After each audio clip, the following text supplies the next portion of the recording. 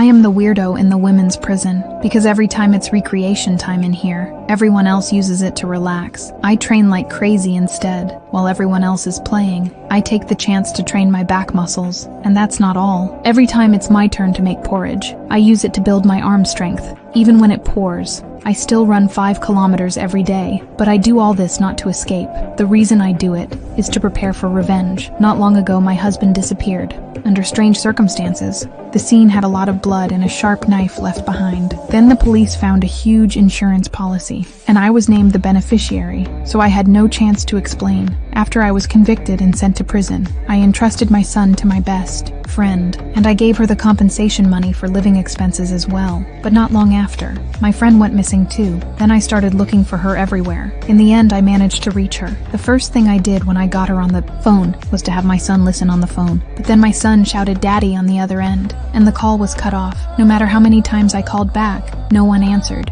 Then it hit me. This was all my husband and my friend conspiring. They had not only stolen the compensation money, they had taken my son away from me. Knowing the truth, I was a wreck every day, until a cellmate who used to be a lawyer told me that the law will not prosecute the same person twice for the same crime. I was already in prison for killing my husband. If I ever got out alive, even if I went and killed him right in the middle of town, no one could touch me. So from then on, I trained like crazy. I took every prison job I could. Finally, after 6 years, I got a chance at parole. As soon as I was out, I hurried to look into where my friend had gone. I knew she was a teacher, so I figured checking the teacher registry would lead me to her new workplace. But that search left me stunned, because there were over 1,000 people with her exact same name. In the end, I decided to break into one of the schools she used to work at, trying to find her social security number in the records room. But just as I got the number, the police discovered me. But I was not even panicked, because 6 years of hard training in prison were finally going to pay off. I leapt straight from the second floor, then vaulted over the barbed wire. Then I sprinted all the way and led the cops onto the beach.